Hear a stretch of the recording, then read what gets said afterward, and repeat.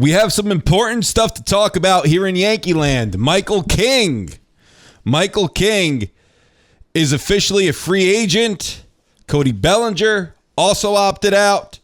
And I want to talk about Edwin Diaz and Alex Bregman. But before we get into that, if you love the Yankees and you're not subscribed, be sure to subscribe.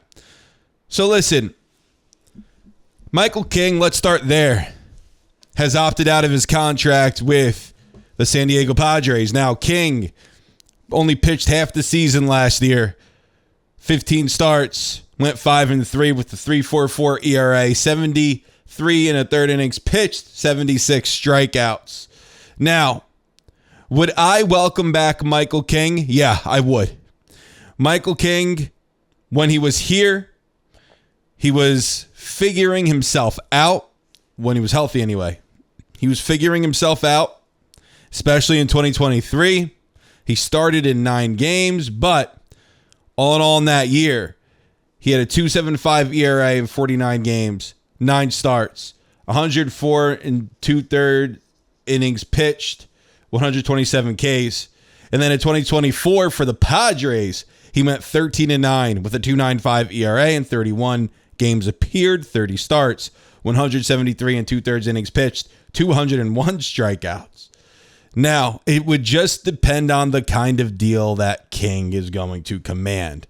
Number one, he was hurt last year, so you have to take that into account. And number two, is it going to cost you a 5-6 year deal? Is he going to get a qualifying offer from the Padres? It all just depends on the circumstance and the situation that presents itself. But what do we know? The Yankees do need a starting pitcher. They need one.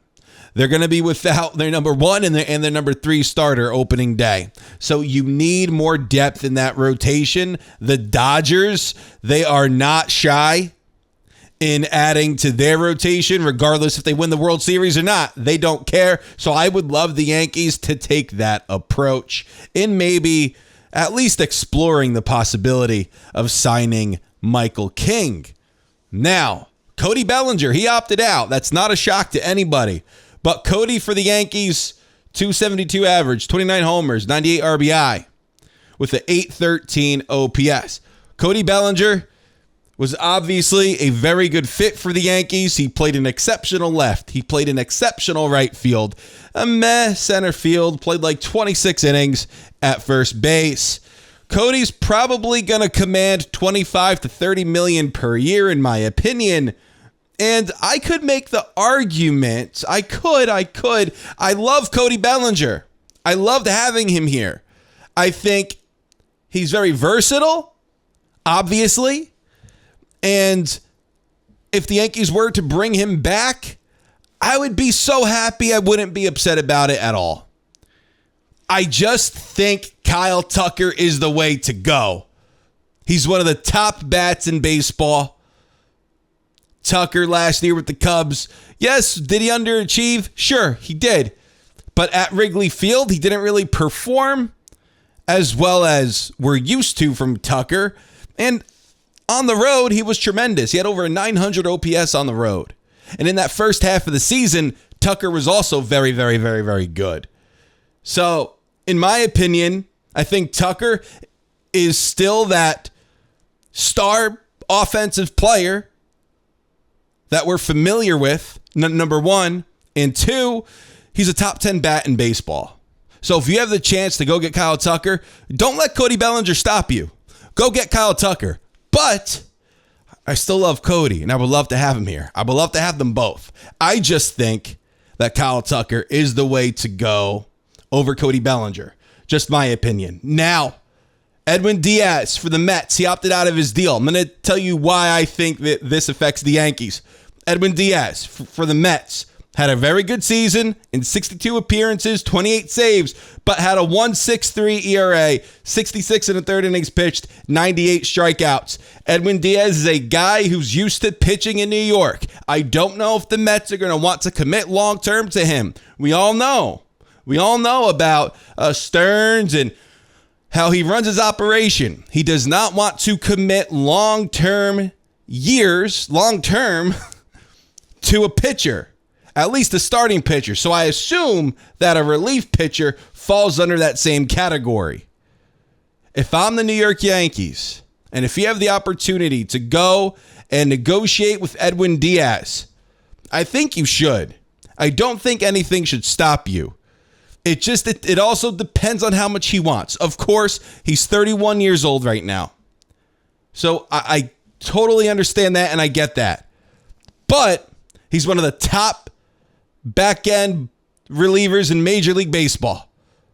He's one of the top high-leverage guys in Major League Baseball. I would see what his price is. And especially if you could kind of stick it to the Mets, I would love that. I think Edwin Diaz makes a lot of sense, as I said. He's pitched in New York. He knows what it's like here. I think that's a good fit.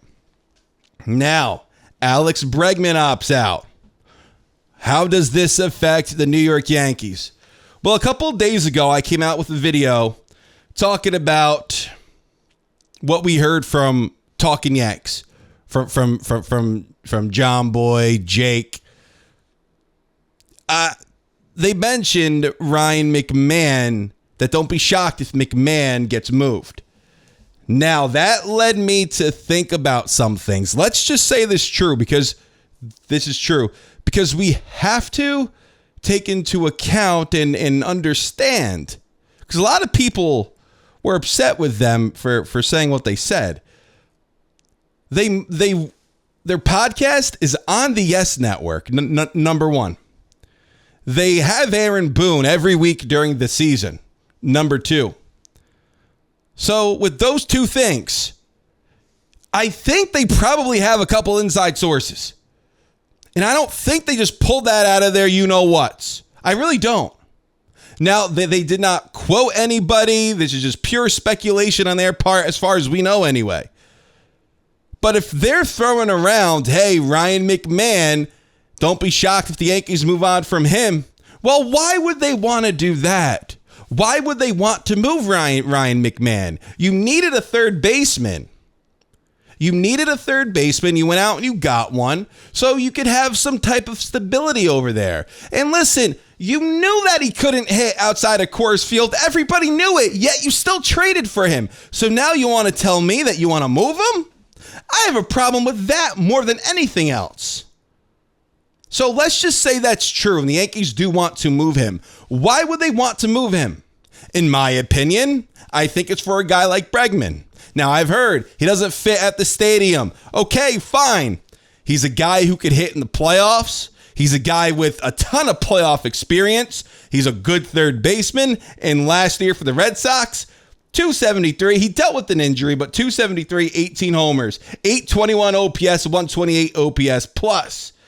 Is Bregman going to be worth the amount of money that he's going to command? I don't know. But what I am saying is this. If the Yankees are truly exploring, and this is just speculation, if the Yankees are truly exploring moving Ryan McMahon, you have to ask the question, why would they want to do that? What on earth would lead them to want to explore trading a guy that you just acquired at the deadline? Why? Outside of his ineffectiveness offensively.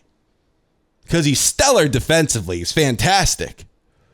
But outside of his lack of offense, why would the Yankees want to trade a guy that they just acquired?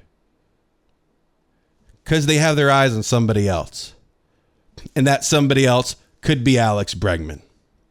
But listen, I want to know what you guys have to say down in the comments. Thank you guys so much for watching.